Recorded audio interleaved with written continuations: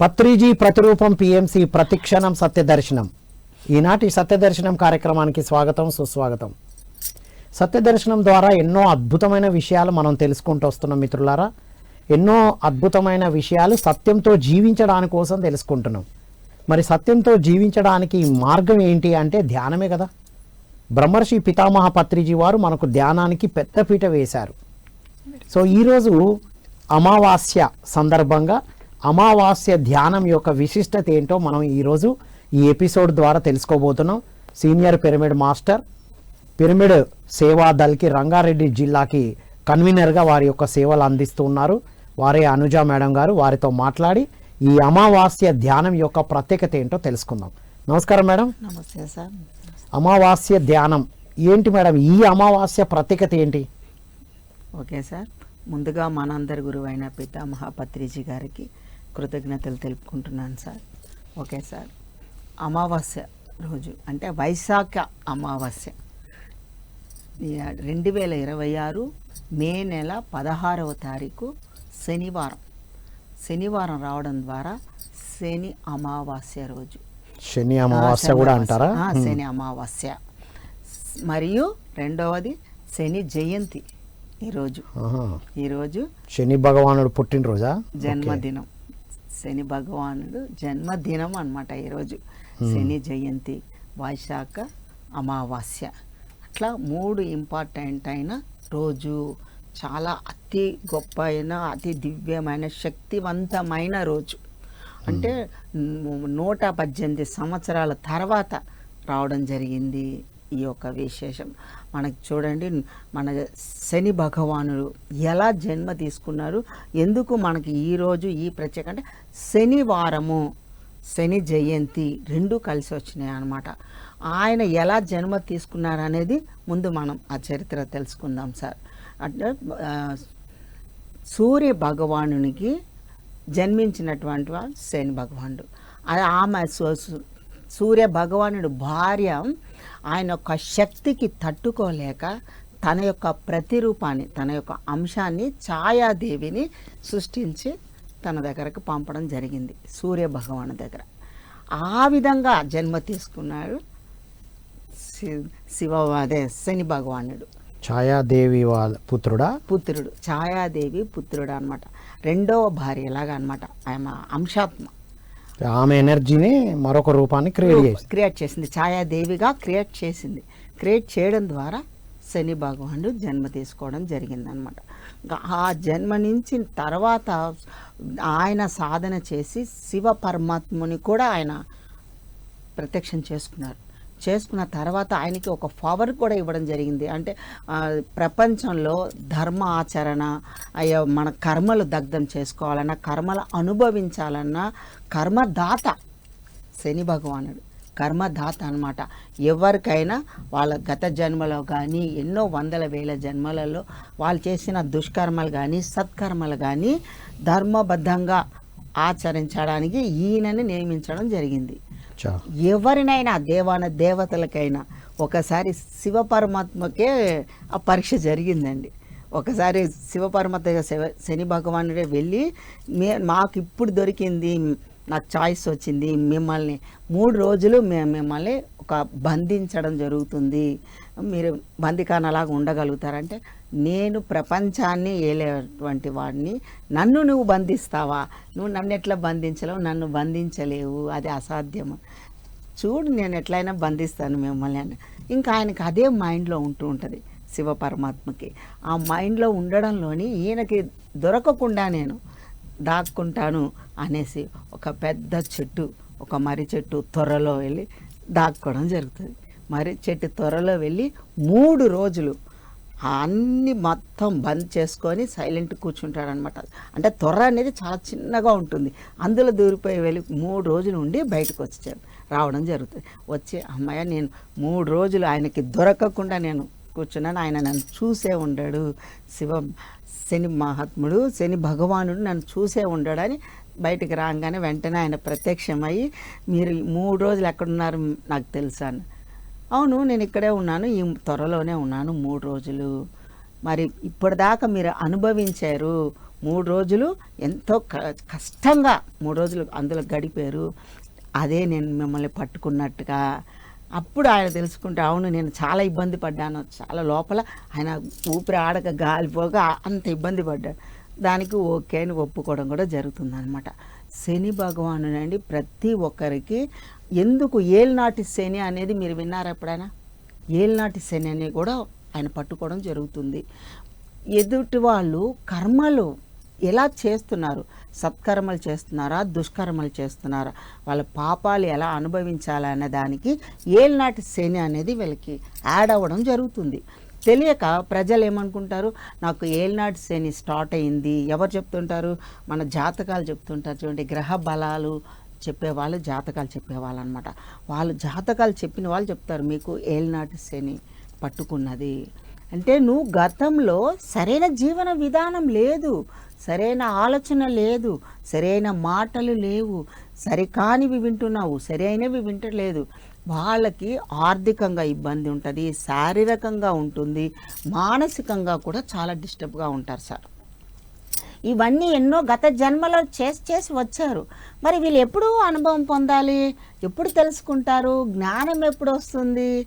ఇటువంటి ఏలినాటి శని అనేది పట్టుకోవడం ద్వారా వాళ్ళు ఇంకా మీదట సత్కర్మలు చేయడం మొదలు పెడుతున్నారు అనమాట. శని అంటే మార్పు, శని అంటే ఏదో ఆపడం కాదు, ముందుకు వెళ్ళడానికి ఇచ్చాడు. కానీ ఇప్పుడు ఈ శివ భగవాన్ల వారిని 3 రోజులు బంధించడం అంటే అందులోని ఆధ్యాత్మికత ఏంటి మేడం? ఇది ప్రాపంచికంగా కథ క్రియేట్ చేసినట్టే ఉంది మనకు అర్థమైనంత మాత్రాన. దాంట్లో ఏంటిది ఏమన్నా ఉందా? ప్రతి ఒక్కరికి ఎవరైనా సరే, దేవాను దేవతలైనా సరే, మానవులైనా సరే, ఎవరికైనా ఏదో ఒక విషయంలో కర్మ అనేది చేసి ఉన్నట్లయితే దేవాను దేవతలకు కూడా తప్పదు, జరిగి కొన్ని అనుభవించాల్సి వస్తుందా అని చెప్పడానికి ఇది. కొన్ని ఎంతో మంది మన చరిత్రలు విన్నాం కదా సార్, దేవుళ్ళు దేవతలు కూడా అనుభవించినవన్నీ. మరి సీతామాత గురించి కూడా మనం సరస్వతీదేవి, పార్వతీదేవి గురించి చెప్పాం, లక్ష్మీదేవి సాక్షాత్ భూమండలానికి వచ్చి ఆమె కూడా ఎన్నో కష్టాలు పాలన అన్నీ జరిగిన అందరికీ తెలుసు. సేమ్ ఇది కూడా అట్లనే అనమాట. దానికి ఒక ఉదాహరణంగా మనం తీసుకొని చెప్తున్నాం అంటే. ఇప్పుడు ఇక్కడ మనం గమనించాల్సింది ఏంటంటే, మనం ఎన్నో సంవత్సరాల నుంచి సాధనతో జ్ఞానంలో ఉన్నా సరే కొన్ని అనుభవించాల్సి వస్తే అనుభవించాలి, నాకెందుకు వచ్చింది, మనం సీనియర్ అనుకోవడానికి లేదు అనేది ఇక్కడలోని ఇందులోని అంతరార్థం. ఆ విధంగా తీసుకోవాలి మనం. అంతే సార్, తప్పకుండా. ఎవరైనా ఎంత పెద్ద గురువులైనా మనం ఏదో ఒక తప్పు చేస్తూనే ఉంటారండి. యోగులు, మహానుభావులు కూడా, మహాత్ములలో కూడా తప్పులు జరుగుతాయి. అనుకోకుండా వాళ్ళలో తెలియకుండా కూడా మనసు అనేది వర్క్ చేస్తుంది సార్. మనసు మొత్తం కంప్లీట్ అయిపోయింది, మైండ్ డెడ్ అయిపోయింది అనేది లేదు కాక లేదు. ఎవరికైనా, ఎంత పెద్ద గురువుకైనా, యోగులకైనా మైండ్ అనేది వర్క్ చేస్తూనే ఉంటుంది. దానిని బ్యాలెన్స్ చేయగలుగుతారు. యోగులు బ్యాలెన్స్ చేయగలుగుతాం, సామాన్యులు బ్యాలెన్స్ చేయలేరు. ఒక మైండ్ అనేది ఉంది, బుద్ధి అనేది ఉంది, బుద్ధి యాక్టివేషన్లోకి వస్తుంది అనేది తెలియదు అనమాట. ఎప్పుడు యాక్టివేషన్లోకి వస్తుంది? మైండ్ క్రమక్రమంగా మనకి స్లో డౌన్ అయినప్పుడు బుద్ధి యాక్టివేషన్లోకి రావడం జరుగుతుంది. అదే కొన్ని కర్మ ఫలాలు మనము సత్కర్మలు చేయకుండా మళ్ళా దుష్కర్మలోకి పడిపోయి ఆర్థికంగా డబ్బులు వ్యామోహంలో పడిపోయిన వాళ్ళు కూడా ఉన్నారండి. సంఘంలో పెద్ద పెద్ద గురువులు దేని మీద బేస్ వాళ్ళ సంఘాన్ని, అంటే వాళ్ళ మఠాన్ని, వాళ్ళ యొక్క పెట్టుకున్న గురుకులం అనుకోండి, ఏదైనా సరే అభివృద్ధి చెందాలంటే ఆర్థికంగా వెల్ సెటిల్ అవ్వాలి.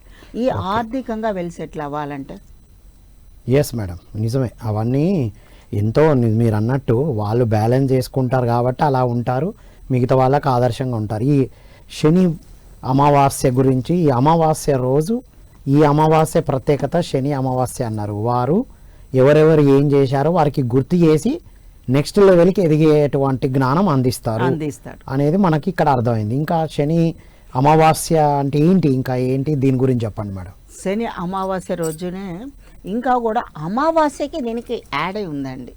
శని అమావాస్య రోజు ఎందుకు యాడ్ అయి ఉందంటే, మనం ఇప్పుడు పౌర్ణమి రోజులు తీసుకుంటాం. పౌర్ణమి 3 రోజులు, పౌర్ణమి తర్వాత పౌర్ణమి రోజులు, 7 days హయ్యర్ ఎనర్జీస్. అదేవిధంగా అమావాస్య రోజు కూడా 3 రోజుల ముందు, 3 రోజుల తర్వాత, అమావాస్య రోజు 7 డేస్ హయ్యర్ ఎనర్జీస్లో ఉండడం జరుగుతుంది. ఈ హయ్యర్ ఎనర్జీస్ అంటే ఏంటి, 2 రకాలుగా ఉంటుంది. పౌర్ణమి రోజులలో శక్తి తీసుకోవడం ఎక్కువగా ఉంటుంది, మనం బాగా రిసీవ్ చేసుకుంటాం విశ్వమయ ప్రాణశక్తి.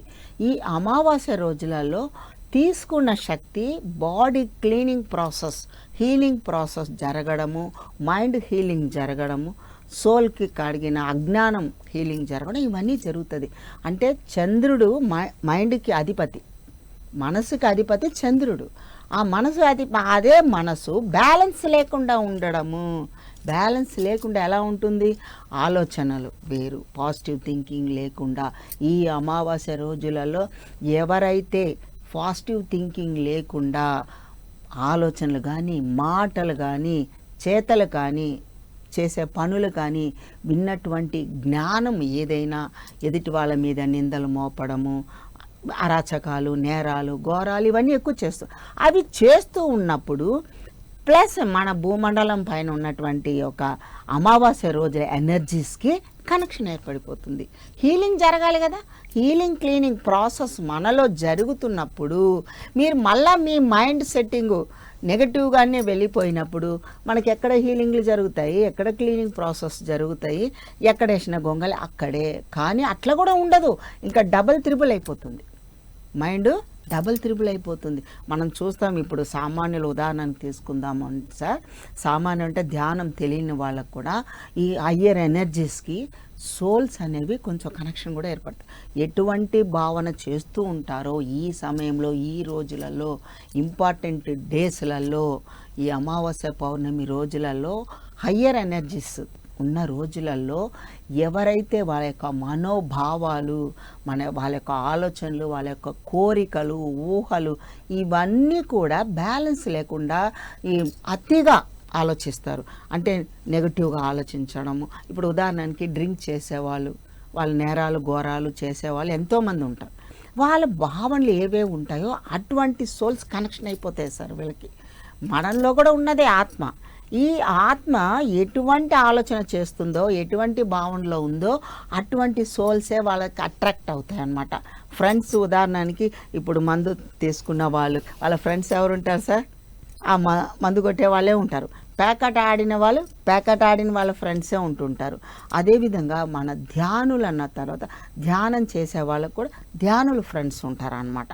ఇప్పుడు ఈ పూజలు, వ్రతాలు, నామజపం, మంత్రజపం చేసేవాళ్ళు వాళ్ళు ఫ్రెండ్స్గా ఉంటారు. అదేవిధంగా మీరు ఎవరైతే ఎక్కువగా నెగటివ్గా ఆలోచించడం, నెగటివ్గా మాట్లాడము, నెగటివ్గా వినడము, ఇప్పుడు ఫోన్లు ఎక్కువ వచ్చేసినాయి, స్మార్ట్ ఫోన్లు అన్నిట్లో లైన్గా చూస్తూనే ఉంటారు.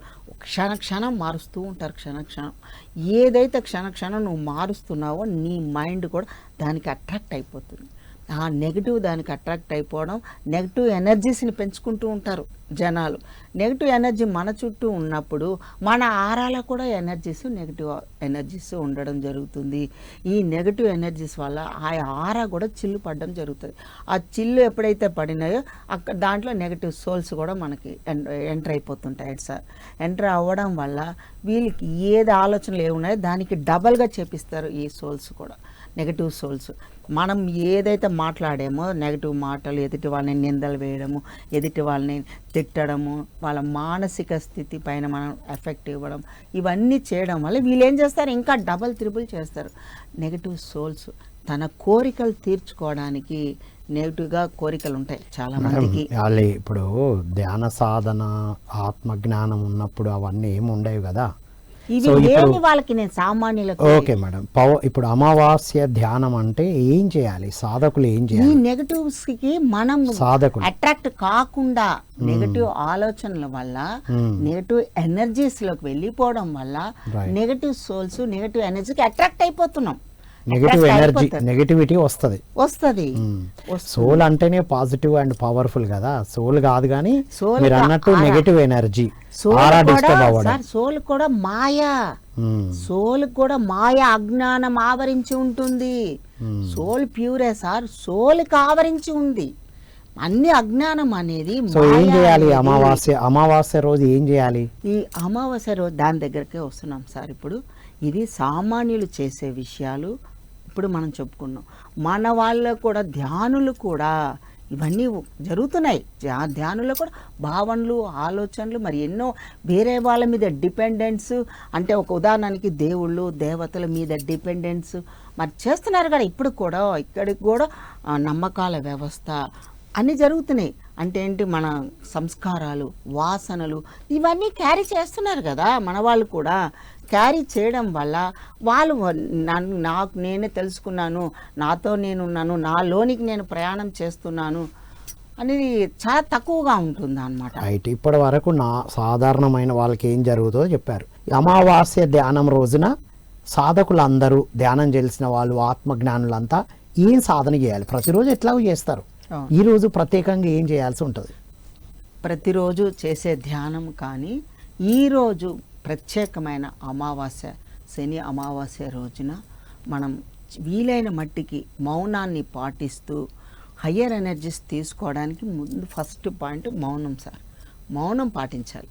మౌనం పాటిస్తూ గ్రంథ పఠనం చేయాలి. మన దగ్గర ఏ బుక్స్ ఉండొచ్చు, యోగులవి, గురువులవి బుక్స్ ఉన్నాయి, ఆ బుక్స్ చదవండి. బుక్స్ చదువుకుంటూ వీలైనంత ఎక్కువ సమయము ధ్యానం చేయాలి. వీలైనంత ఎక్కువ సమయం గ్రూప్ మెడిటేషన్ చేయండి. గ్రూపులో 10 మంది ఒక దగ్గర కూర్చొని ధ్యానం చేయడం ద్వారా 3 అధిక శక్తి తీసుకోవడం జరుగుతుంది. ప్రతిరోజు వ్యక్తిగతంగా చేసినా ఈ రోజు సామూహిక ధ్యానం చేయడం వల్ల ప్లస్ అవుతుంది. 3 అధిక శక్తి తీసుకోవడం జరుగుతుంది అన్నమాట. ఉదయాన్నే లేవడము, 4 గంటలకే లేచి ధ్యానం చేయడము, అక్కడ కూడా మనం ఎక్కువగా 3 అధిక శక్తి తీసుకోవడం జరుగుతుంది సార్. ఆ ప్రశాంత వాతావరణము, ఆ చుట్టుపక్కలంతా నేచర్లో ప్యూర్ గాలి, ఆక్సిజన్ అవన్నీ మనం రిసీవ్ చేసుకుంటుంది. మన బాడీ, మైండ్ అండ్ సోల్ అంతా కూడా రిసీవ్ చేసుకోవడం జరుగుతుంది. గ్రూప్ మెడిటేషన్లో 3 అధిక శక్తి తీసుకోవడం జరుగుతుంది. మరియు పౌర్ణమి, అమావాస్య రోజులలో మరింత 3 అధిక శక్తి తీసుకోవడం జరుగుతుంది. ఉదాహరణకి చాలా మందిలో ఎవరో ఒకరికి ఏదో ఒక డిసీజ్ కానీ ఏదో ఒక అనారోగ్యాలు ఉంటూ ఉంటాయి. శారీరకంగా ఏదో ఒక అనారోగ్యాలు ఉంటూ ఉంటాయి. అట్లా మానసికంగా కూడా టెన్షను, డిప్రెషన్లో ఉండేవాళ్ళు, మైగ్రేను, హెడేక్తో బాధపడిన వాళ్ళు ఎంతోమంది సార్. ఎన్నో రకాలుగా అశాంతితోని, భయాందోళనతోటి ఉన్నవాళ్ళు ఉంటారు. అట్లాంటి వాళ్ళకంతా కూడా ఈరోజు హయ్యర్ ఎనర్జీస్ ఉండడం వల్ల గ్రూప్ మెడిటేషన్, సజ్జన సాంగత్యం చేయడం ద్వారా, మరియు ఆచార్య సాంగత్యం చేయాలి సార్. ఇంపార్టెంట్గా ఆచార్య సాంగత్యం చేయాలి. ఇప్పుడు ఒక మాస్టరు ఎన్నో సంవత్సరాల నుంచి చేస్తూ ఉండొచ్చు, 15 ఇయర్స్, 20 ఇయర్స్, 25 ఇయర్స్ నుంచి కూడా సాధన చేసి వాళ్ళు ఎంతో జ్ఞానాన్ని తీసుకున్నారు. ఇవన్నీ ఆచరిస్తూ ఎదిగిన వాళ్ళతో సాంగత్యం. ఆచరిస్తూ, ఆచార్యుడు అంటే ఆచరించిన వాళ్ళే కదా. అవునండి. ఆచరిస్తున్నా అనుకునే వాళ్ళు కాదు, ఆచరిస్తున్న వాళ్ళ సాంగత్యం చేయాలి. అది ఆచరిస్తున్న వాళ్ళ సాంగత్యమే, వాళ్ళనే ఆచార్యులు అని కూడా, ఆచార్యుడు అని కూడా చెప్పడం జరుగుతుంది. అటువంటి వాళ్ళ సాంగత్యం చేయాలి, ఆచార్య సాంగత్యం అన్నమాట. చేసినప్పుడు వాళ్ళు చాలా సూక్ష్మంలో మోక్షాన్ని కూడా అందించడం జరుగుతుంది. ఎందుకంటే ఆ 20 ఇయర్స్ నుంచి వాళ్ళు ఎంతో జ్ఞానాన్ని తీసుకుంటూ బుక్స్ చదవడము, గ్రంథ పఠనం చేయడము, ఎదుటి మాస్టర్స్ ఎన్ని జ్ఞానాన్ని అందించారో, లేకుంటే వాళ్ళ యొక్క ప్రాక్టికల్స్లో, అంటే ధ్యాన సాధన చేసి సాధనలో పొందినటువంటి జ్ఞానము, ప్రాక్టికల్స్ థియరీలో అనుభవమే జ్ఞానం. అంటే ఇప్పుడు శని అమావాస్య అన్నారు కదా, అంటే మన గత జన్మకు సంబంధించిన కర్మలు ఏమైనా ఉన్నా ఆ ప్రక్షాళన చేసుకోవడానికి కావాల్సిన శక్తి జ్ఞానం ఏమన్నా రిసీవ్ చేసుకుంటామంటారా ఇవాళ? తప్పకుండా సార్. ఇది ఇప్పుడు హయ్యర్ ఎనర్జీస్, ఈ భూమండలంలో హయ్యర్ ఎనర్జీస్ అమావాస్య ధ్యానం రోజు కనుక మన గత జన్మకు కూడా కనెక్షన్ ఏర్పడుతుంది సార్. మన తల్లిదండ్రులదే కాదు, మన 7, 14, 12 తరాల వాళ్ళ డిఎన్ఏ మన బ్లడ్లో ఉంటుంది. ఆ 12 తరాల వాళ్ళ డిఎన్ఏలో బ్లడ్లో ఉన్నప్పుడు వాళ్ళ పూర్వీకులు, మన పెద్దలు, మన పూర్వీకులు ఏమేం చేశారో అవన్నీ కూడా మనకు క్యారీ అవుతూ ఉంటాయి సార్. అవి మన ఒకరివే కాదు, మనం చేసాము, మన కర్మ సిద్ధాంతము, మనం చేసిన తప్పుడు పనులు కానీ లేకుంటే చెడు కర్మలు అని అనుకుంటారు జనాలు. మనం చేసినవి కావు, మన పూర్వీకులే కూడా మనతో క్యారీ అవుతూ ఉంటాయి. కనుక పెద్దలకు, మన పూర్వీకులకి మనం ఇప్పుడు పిండ ప్రదానం అని చేస్తూ ఉంటారు చాలామంది సామాన్యులు, ధ్యానం తెలియని వాళ్ళు పిండ ప్రదానం చేస్తారనమాట. అంటే ఏంటి, అమావాస్య రోజులలో పితృ తర్పణాలు చేయడానికి గురించి చెయ్యాలి కూడా. చాలామంది ధ్యానం తెలియని వాళ్ళు చేయాలి సార్, చేస్తూ ఉంటారు. వాళ్ళు ఎదురు చూడడం కూడా జరుగుతుంది సార్. ఇవన్నీ కూడా యమునా నది, గంగా నది, కృష్ణ, గోదావరి ఈ నదుల ప్రవాహాల దగ్గర ఇవన్నీ చేస్తారు. పిండ ప్రదానాలు, తర్పణాలు ఇవ్వడాలు పూర్వీకులకు, పెద్దలకు. ఎస్ మేడం, నేను శరీరము అనుకున్న వాళ్ళు ఇవన్నీ చేస్తారు. ఆత్మ అనుకున్న వాళ్ళకి అవసరం లేదనేది పత్రి సార్ మనకి అందించారు ఒకటి. రెండవది మేడం, వారి నుంచి మనం గనుక ఈ టైంలో మీరు అన్నట్టు ధ్యానం చేసి ఓన్లీ వాళ్ళ నుంచి ఒక ఆశీర్వాదం, లవ్ మాత్రమే తీసుకుంటే ఇవన్నీ ఉండే అనేది కూడా చెప్పబడుతుంది. Yes, okay sir. ఇప్పుడు మీరు చెప్పిన విషయంగానే వస్తున్నాను. మన పెద్దలు వాళ్ళు కూడా అతిగా కోరికలు ఉండొచ్చు. వాళ్ళల్లో కూడా కొంతమంది సోల్స్, సూసైడ్ చేసుకున్న సోల్స్ ఉంటాయి, ఎర్త్ బాండ్ సోల్స్ ఉంటాయి. ఇవన్నీ కూడా వాళ్ళు ఎదురు చూస్తుంటారు. అతిగా ప్రేమ, అతిగా ద్వేషము ఇవన్నీ ఉన్న వాళ్ళు శరీరాన్ని వదిలేసిన తర్వాత కూడా వీటి గురించి ఆలోచి ఇక్కడ ఉండడం జరుగుతుంది. అందుకే ఆత్మజ్ఞానం గురించి చెప్పారు కదా పత్రిజీ. ధ్యాన సాధన మనం చేసినప్పుడు మన చుట్టూ ఉన్న అన్ని ఎర్త్ బౌండ్ సోల్స్ కూడా హ్యాపీగా వెళ్ళిపోతారు. వాళ్ళ గురించి మనం వరి కావాల్సిన అవసరం కూడా లేదని కూడా చెప్పారు. మనం సాధనతో ఎనర్జీ ఇవ్వడం, అది అంతేగాని ఎనర్జీ గురించి తెలియని వాళ్ళు బయట అవన్నో చేస్తూ ఇప్పుడు వస్తున్నాం సార్. నెక్స్ట్ అదే అనమాట. ఎస్ మేడం, ఇప్పుడు తెలియని వాళ్ళు, సామాన్యులు ఇవన్నీ చేస్తున్నారు అనేది మనం వివరణ ఇచ్చుకుంటూ మనం ఇప్పుడు మన దీంట్లోకి వస్తున్నాం అనమాట. సామాన్యులు చేస్తారు, కానీ మనము ధ్యానం తెలుసుకున్న వాళ్ళము, ధ్యానులం ఎలా చేస్తామంటే మనము ఏం లేదు, ఉట్టి కూర్చొని కళ్ళు మూసుకొని మన పూర్వీకులను, మన పెద్దలని మనం ఒకసారి ఇన్వైట్ చేసుకోవాలన్నమాట. ఇన్వైట్ చేసుకొని తెలిసి తెలియక గతంలో మీరు ఏదైనా చేసి తప్పు చేసి ఉంటే అది మీరు మీ యొక్క కోరికలు కానీ, మీ యొక్క భావనలు కానీ ఇవన్నీ మీకు ఉన్నట్లయితే అవన్నింటినీ విడిచిపెట్టడానికి ఒకటే ధ్యానం, ఒకటే మార్గం, ఇంకొక మార్గం లేదు. మళ్ళీ సోల్స్ని మనం పిలుచుకోవాలన్నమాట. సోల్స్ అంటే మన పూర్వీకులని మనం ధ్యానంలో కూర్చొని వాళ్ళని కూడా ఇన్వైట్ చేసుకొని వాళ్ళకు కూడా మనం జ్ఞానాన్ని అందించాలి సార్. జ్ఞానాన్ని అందిస్తూ ఏమైనా జ్ఞానము మీరు తెలుసో తెలియకో గతంలో ఏవైనా చేసి ఉండవచ్చు, అవన్నీ కూడా క్యారీ అయి ఉండవచ్చు. ఇప్పుడు మీరు ధ్యానం చేసి ముక్తిని పొందండి. ఉన్నత శరీరాలను తీసుకోవడానికి, ఉన్నతమైన లోకాలకు వెళ్ళడానికి గురువులు మనకి హెల్ప్ చేస్తారు. మీకు కూడా ఆ హెల్ప్ మీకు అందుతుంది అనేది మనము ధ్యానంలో కూర్చొని మనంగా చెప్పుకుంటూ వాళ్ళకి ఇన్వైట్ చేసి మనం ఒక భావన చేయాలి. వాళ్ళు వచ్చినట్టుగా, వాళ్ళు కూర్చున్నట్టుగా వాళ్ళు కూడా ఆ ధ్యానం చేస్తున్నారు అని మనం ఆ జ్ఞానాన్ని వాళ్ళకి అందించాలి సార్. ఆ జ్ఞానాన్ని మనం అందించడం ద్వారా పాజిటివ్ థింకింగ్లో మనం ఉన్నాము, పాజిటివ్ ఎనర్జీని మనం ఇస్తున్నాం కనుక వాళ్ళు కూడా అది రిసీవ్ చేసుకోవడం జరుగుతుంది సార్. రిసీవ్ చేసుకోవడం జరగడము, వాళ్ళు కూడా మళ్ళీ శరీరాన్ని తీసుకోవడానికి కూడా అది అద్భుతమైన అవకాశం. మనం ఇంకా ఈ యొక్క కర్మకాండలు చేసే అవసరం ఉండదు. మనం శక్తిని ఇవ్వడం ద్వారా, ధ్యానం తెలియని వాళ్ళకి ధ్యానం చెప్పడం, నేర్పించడం ద్వారా వాళ్ళు ఈ లోకం నుంచి ఉన్నత లోకాలకి వెళ్ళడం కూడా జరిగిపోతుంది. ఫైనల్గా మీ మెసేజ్ మేడం? తప్పనిసరిగా ప్రతి ఒక్కరు శాకాహారులుగా ఉండాలి సార్. శాకాహారులుగా ఉండాలి. మరియు తప్పనిసరిగా ధ్యానము ప్రతి ఒక్కరికి అవసరము. స్త్రీలకే కాదు, పురుషులకే కానీ, చిన్న పిల్లలు 5 years దగ్గర నుంచి కూడా ధ్యానం చాలా చాలా ఇంపార్టెంట్. ఎవరికైతే చిన్న పిల్లలకి మనం ధ్యానం అందించడం ద్వారా వాళ్ళు ప్రత్యేకంగా మానసిక స్థితి అనేది చేంజ్ అవుతుంది. బుద్ధి యాక్టివేషన్ అవ్వడం ద్వారా ఇంకా మైండ్ సైడ్ అవ్వడము, వాళ్ళ విచక్షణ జ్ఞానం ఏర్పడము, ఏది మంచి ఏది చెడు తెలుస్తుంది సార్. చిన్నపిల్లల నుంచే చిన్నపిల్లలకి వాళ్ళ నాలెడ్జ్ మనం చిన్నప్పుడే అందించడం ద్వారా వాళ్ళ జ్ఞానంతో శక్తివంతులుగా, ఉన్నతంగా అంటే మొక్కై వంగనిదే మానే వంగదు. మొక్కగా ఉన్నప్పుడే వంచినప్పుడే అది మానైనప్పుడు పెద్దగా. అట్లా సేమ్ పిల్లలు కూడా అంతే సార్. చిన్నప్పుడే వాళ్ళకి మనం ఈ యొక్క జ్ఞానాన్ని అందించాలి సార్. ధ్యానం అనే జ్ఞానము, ధ్యానం అనే విద్యని అందించాలి. ప్రాపంచిక విద్యలు ఎలాగా అందిస్తున్నారు అందరూ, గురువులు కానీ, టీచర్స్ కానీ, ఎవరైనా ప్రాపంచిక గురువులు, మాస్టర్స్ ఉన్నారు. ఆధ్యాత్మికము, స్పిరిచువాలిటీ అనేది యాడ్ చేయాలి సార్ తప్పకుండా ప్రతి ఒక్క స్కూల్లో. ఓకేనా సార్? అది నేను కోరుకుంటున్నాను సార్. అదే ఈరోజు message sir. Wonderful madam, thank you so much.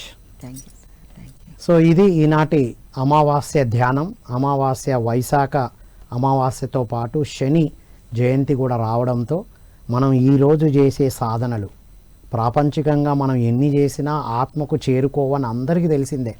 మనం ఆత్మస్థితిలో ధ్యాన సాధన చేస్తూ మనం ఉన్నత స్థితికి ఎదుగుతూ మన ద్వారా మన ఇంటి నుంచి వెళ్ళిపోయిన వాళ్ళు కూడా అద్భుతంగా హాయిగా ఉండడానికి ఈరోజు ఎందుకు మనం హాలిడే ఇస్తాము అంటే ఈ ఎనర్జీని బయట తట్టుకోలేక ఏదైనా చేస్తాము, ఏదైనా జరుగుతుందని. కాబట్టి ఈరోజు ఇంట్లో ఉండి హ్యాపీగా ధ్యాన సాధన చేస్తూ మౌన సాధన చేస్తూ పుస్తక పఠనం ప్రతిరోజు చేస్తాం, కానీ వాళ్ళంతా విరివిగా చేయాలి. వ్యక్తిగత ధ్యాన సాధన మనం ఉన్నతికి చేస్తాం. ఇవాళ సామూహిక ధ్యాన సాధన చేయడం వల్ల మన ఏరియాలో కానీ మన దగ్గర ఉన్న ఆ శక్తి క్షేత్రాలు పెంపొంది అక్కడ అద్భుతంగా ఉంటాయి అనేది మనం తెలుసుకున్నాం. కాబట్టి దగ్గరలో ఉన్న పిరమిడ్లకు వెళ్ళి ధ్యాన సాధన చేయడం అనేది వెరీ వెరీ ఇంపార్టెంట్. కాబట్టి మన సాధనే మనకు మన చుట్టూ ఉన్న వాళ్ళకి ఆ శక్తి వలయమే ఇంపార్టెంట్ అనేది తెలుసుకోవాలి.